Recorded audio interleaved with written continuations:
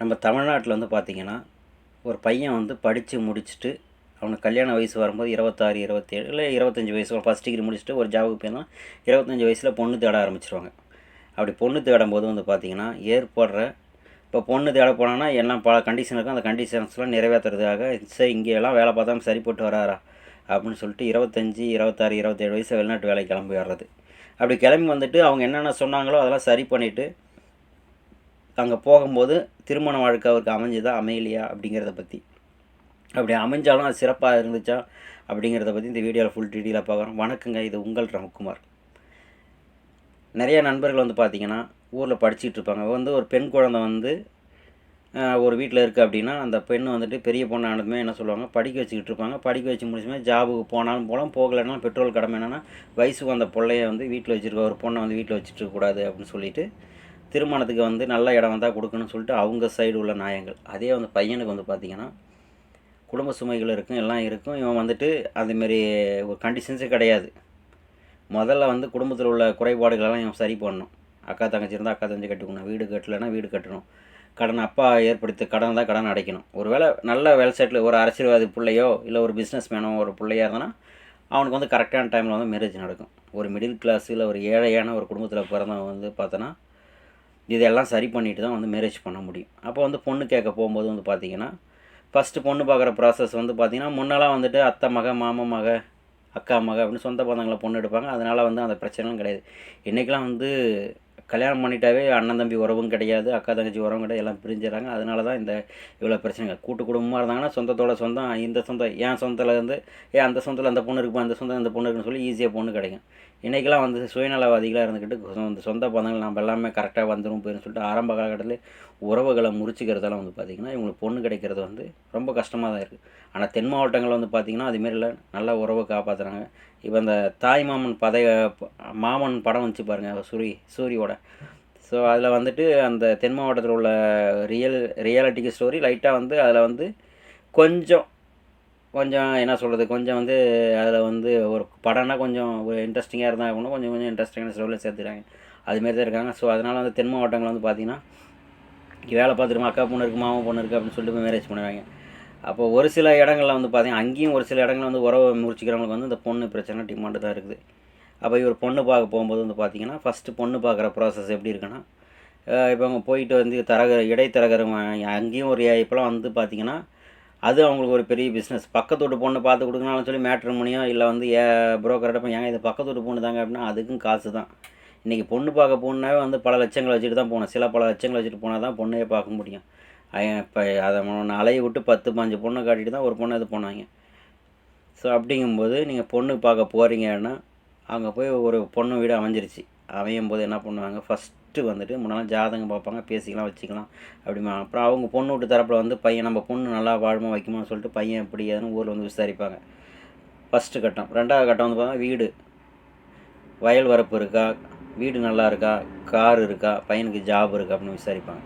இதில் எது ஒன்று குறைஞ்சாலும் வந்துட்டு பார்த்திங்கன்னா இல்லைங்க வீடு கொஞ்சம் பரவாயில்லனா கொஞ்சம் சுமாராக இருந்தாலும் பரவாயில்ல, காடுகாராக இருந்தாலும் என் பொண்ணை காப்பாற்றிடுவான்னு நினச்சேன், அதுவும் இல்லை. இல்லை ஜாப் இருந்தாலும் அதை காப்பாற்றிடுவாங்க, அதுவும் இல்லை. ஒரு வசதி வாய்ப்புலாம் என் பொண்ணு இங்கே எப்படி வாழணும்னு சொல்லிட்டு நான் அப்படி சொல்கிறாங்க அப்படின்னு சொல்லிட்டு போயிடுறாங்க. இதுமாரி வந்து பல ப்ராசஸ் நடந்துக்கிட்டு பல பெண்கள் பல பொண்ணை போய் பார்க்குறது வைக்கிறது.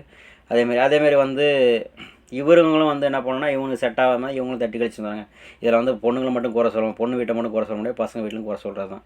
ஸோ அப்படிலாம் இருக்கும்போது இந்த பையனுக்கு என்னென்னா ஒரு மன விரக்தியில் என்னடா எங்கே போனாலும் நம்ம இப்படி சொல்கிறாங்கல்ல, இதெல்லாம் சரி பண்ணலாம் அப்படின்னு சொல்லிட்டு எங்கே கல்யாணம் பண்ணுற வயசை வெளிநாட்டு வேலை சூஸ் பண்ணுறது. வெளிநாட்டு வேலை சூஸ் பண்ணிவிட்டு இங்கே வந்துட்டு சினிமா கிடையாதுங்க, இது ஒரு பாட்டிலே வந்து முன்னேறிட்டு நம்ம வந்து பெரிய பணக்காரங்க, அது வந்து ஒரு ஐடியாக்கள் தான். அதேமாரி நம்ம முன்னேற முடியாது. வெளிநாட்டு வேலைக்கு நல்ல ஜாப் கிடச்சா ஒரு 10 வருஷத்தில் முன்னேறலாம், நல்ல ஜாப் கிடைக்கனா ஒரு 15 வருஷத்தில் முன்னேறலாம். அதே நல்ல ஜாபே கிடைக்கல, இங்கே வந்து சம்பாதிச்சு வீட்டுக்கு அனுப்புகிறோம், அது முன்னேறவும் முடியாது. அப்போ நீ என்ன நிலைமை வந்து அதே நிலைமை தான் இருந்திருப்போம். அவங்க தேவைகள் உனக்கு தம்பியோ இதுக்கு அதுக்கு கீழே தம்பி தான் அவங்க கூட மேரேஜ் பண்ணிடுவான் ஊரில் இருந்துக்கிட்டு. நீ வந்துட்டு இதுமாரி நிறைய நடந்திருக்கு வெளிநாட்டில். இப்போ அண்ணங்காரன் வந்து வெளிநாட்டில் வேலை செஞ்சுட்டு இருப்பான், தம்பிக்காரன் வந்து மேரேஜ் பண்ணிடுவான். அவன் 2 குழந்தை 3 குழந்தை போது அண்ணன்காரங்க அந்த டைமில் வந்து கல்யாணம் வாழ்க்கை எடுத்துருவான், போட அவனே நல்லா தான் போகிறான் அப்படின்னு சொல்லிட்டு விட்டுட்டு போகிற அளவுக்கு இவன் வந்து ஒரு நல்ல பையன்லாம் இவனுக்கு எதுவுமே தெரியாது. நான் வந்து ஏன்னா இவன் லட்சியத்துக்காக வந்திருக்கிறான். இப்படி சரி நம்ம பட்ட கஷ்டம் நம்ம தம்பி பட வேணாம், நீ கல்யாணம் பண்ணிக்கிடா அப்படின்னு சொல்லிட்டு விட்டுருவான். ஸோ இதுமாரி நிறையா வெளிநாட்டில் நடக்குது. அண்ணன் வெளிநாட்டில் வேலை இருப்ப தம்பிக்காரன் வந்து மேரேஜ் பண்ணிடுவோம். இப்போ இவங்களுக்கெல்லாம் நான் என்ன நானும் இல்லை, பொதுவாக ஒரு விஷயம் என்னன்னா, நம்ம ஒரு விஷயம் தேடி போகிறோம் அப்படின்னா அது கிடைக்கலன்னா நம்ம அடுத்த விஷயத்தை ட்ரை பண்ணுறோம். அதுமாரி வந்துட்டு நான் அந்த காலத்தில் ஒரு பழமொழி சொல்லுவாங்க, ஜாடிக்கு ஏற்ற மூடி இருக்க தான் செய்யும் அப்படின்னு. இந்த பொண்ணு வீட்டுக்காரங்க அப்படி சொன்னோன்னா, உனக்கு வந்து நீ எதாவது தட்டி கழிக்கிற பாரு, உனக்கான ஒரு தேவதை வந்து எங்கள் ஊரில் இருக்க தான் செய்வாங்க. நீ அந்த தேவதையை தான் கண்டுபிடிக்கணும். அதை விட்டுட்டு நான் போய் சரி பண்ணிட்டு வரேன் அப்படின்னு சொல்லிட்டு நீ ஒரு 15 வருஷம் பிறகு வசதி வாய்ப்பு ஆகிட்ட. தம்பிக்கு கல்யாணம் ஆச்சு, நீ போய் கண்டுக்காம அண்ணனுக்கு ஏதோ குறைபாடு போலக்க, அதனால் தம்பி கல்யாணம் பண்ணி 2 குழந்தையாச்சு, அண்ணனுக்கு கல்யாணம் ஆகலை அப்படிங்கிற ஒரு வார்த்தை வரும். ரெண்டாவது வசதி வாய்ப்பு இருக்குப்பா, மாப்பிள்ளைக்கு வயசாகிடுச்சு அப்படின்னு சொல்லிட்டு அந்த இடத்துல டைமும் முன்னே வந்து வசதி வாய்ப்பு இல்லைன்னு சொல்லி உன்னை தட்டி கழிப்பாங்க, திரும்ப வந்து வயசு இல்லைன்னு தட்டி கழிப்பாங்க. ஸோ அதனால் வந்துட்டு உனக்கான தேவதை வந்து அங்கே ஊரில் இருக்க தான் செய்யும். ஒரு வேளை நீ பணக்காரன் ஆகிட்டு போய் ஒரு பொண்ணை கல்யாணம் பண்ணாலும் வச்சாலும், நீ 15 வருஷம் கஷ்டப்பட்டது அந்த பொண்ணு வந்து உன்னை புரிஞ்சிக்கல வச்சிக்காத ஒரு பொண்ணை ஏதோ கல்யாணம் ஆனால் போதும் நீ கல்யாணம் பண்ணிக்கிட்ட அப்படின்னா 15 மாதத்தில் நீ 15 வருஷம் கஷ்டப்பட்டதெல்லாம் காலி பண்ணிடும். புரியுதுங்களா? ஸோ அதனால் வந்துட்டு நீங்கள் வந்து உங்களுக்கான தேவதையை வந்து தேடி எடுக்கணும். வெளிநாட்டு வேலை, ஜாப்பு அப்புறப்பட்ட விஷயம். இன்றைக்கெலாம் எங்கள் அப்பா அம்மா வந்து பார்த்திங்கன்னா இந்த வயசு வரைக்கும் சந்தோஷமாக இருக்காங்க. காரணம் வந்துட்டு அவங்க பிடிச்சி வாழ்ந்துக்கிட்டு இருக்கிறாங்க. எந்த வெளிநாட்டுக்கும் போகல, வேறு ஊருக்கும் போகல, ஊரில் விவசாயத்தை பார்த்துட்டு அழகாக வளர்த்தாங்க, போனாங்க, வந்தாங்க. ஸோ எல்லாத்துக்கும் வந்து கரை சேர்த்து விட்ருக்காங்க. ஸோ அதுமாரி வந்துட்டு உங்கள் லைஃப்பில் வந்து இன்ப துன்பங்கள் கஷ்டங்கள் எல்லாமே இந்த சூரியவம்ச படத்தில் தேவயானி வந்துட்டு அப்படியே ஒரு ஸ்டெப் பை ஸ்டெப்பாக வந்துட்டு இருப்பாங்க. 2 புருஷன் 2 பேரும் அண்டர்ஸ்ட் பண்ணுவாங்க. சினிமாவை வந்து சினிமா மாரி நம்ம லைஃப் இருக்காதுங்க. ஒரு எக்ஸாம்பிள் சொல்கிறேன். ஸோ பிடிச்ச வாழ்க்கைங்கும் போது வந்து பார்த்தோன்னா அந்த பொண்ணு வந்து ஒரு ஆண் உருவாவதும் அழிவதும் பெண்ணால் மட்டும்தான். ஸோ அந்த நல்ல பெண்ணாக பார்த்துட்டு வசதி வாய்ப்பு பார்க்காதீங்க. லைஃபு உங்க கூட வந்து சாகிற வரைக்கும் வந்து உங்கள் கூட அன்பாக ட்ராவல் பண்ணுவான், உங்களை மன உளைச்சலாக ட்ராவல் பண்ணுவான் அப்படிங்கிற ஒரு பொண்ணை பாருங்கள். அப்படிங்கும்போது பொண்ணை பார்க்கும்போது அந்த பொண்ணு வந்துட்டு இன் ஃப்யூச்சரில் வந்து நம்ம 2 பேரும் ஜாபுக்கு போகலாம் அப்படின்னு சொன்னாலும் ஓகே. இல்லைங்க நான் குழந்தைங்கள பார்த்துக்கிறேன், நீங்கள் போய் எதாவது வேலைக்கு போயிட்டாங்க, வெளிநாடு நீங்கள் இருந்தால் குயிக்காக பண்ண மாட்டாங்க, வெளிநாடு போனால் போயிட்டு வாங்க. ஏன்னா அதேமாரி பொண்ணுங்க வந்து உங்களோட முன்னேற்றத்துக்காக 100% பாடுபடும். அதை விட்டுட்டு நீங்கள் வந்து இல்லை போய் சம்பாதிச்சிட்டு வந்துட்டு நம்ம போய் மேரேஜ் பண்ணலான்னா உன்னோட கஷ்டம் நஷ்டங்கள் எதுவுமே அந்த பொண்ணுக்கு தெரியாது.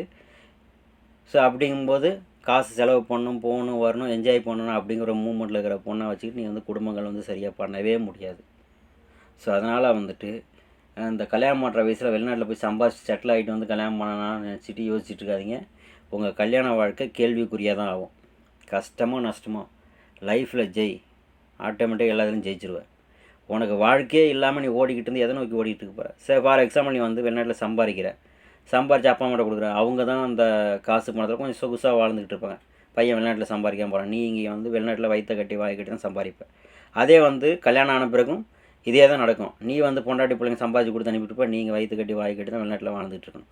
அதனால் வந்து உன் லைஃப் இன்பத்தின் மூலம் புரிஞ்சு நடக்கிற ஒரு தேவதை கரம்புடி, உன் லைஃப் நல்லாயிருக்கும். கல்யாண வயசில் வந்து வெளிநாட்டு வேலை சூஸ் பண்ணாத. நீ அது வந்துட்டு நீ என்ன தான் சம்பாதிச்சாலும் திரும்ப வந்து உனக்கு நல்ல லைஃப் அமையுமான 100% அமையிறதுக்கு வந்து வாய்ப்புகள் குறைப்பு தான். ஒரு பாயிண்ட் வேணால் உனக்கு நல்ல வாழ்க்கை வந்து அமையிறதுக்கு ஒரு இதாக இருக்குமே தவிர மற்றபடி இருக்காது. அதனால் வந்து கல்யாண வயசில் வந்து வெளிநாட்டு வேலைக்கு போயிட்டு வந்து கல்யாணம் பண்ணான்னு வந்தீங்க அப்படின்னா உங்கள் வாழ்க்கை வந்து கேள்விக்குறி தான். ஸோ இப்படி சொல்கிறேன் தவறாக நினைக்காதீங்க, இதுதான் நிதர்சன உண்மை. ஸோ அதனால் வந்துட்டு வாழ்க்கையில் நீங்கள் ஜெயிக்கணும் அப்படின்னா லைஃப்பில் நீங்கள் ஜெயிக்கணும். லைஃப்பில் ஜெயிக்கணும், நல்ல ஒரு பெண்ணை வந்து கரம் பிடிக்கணும்.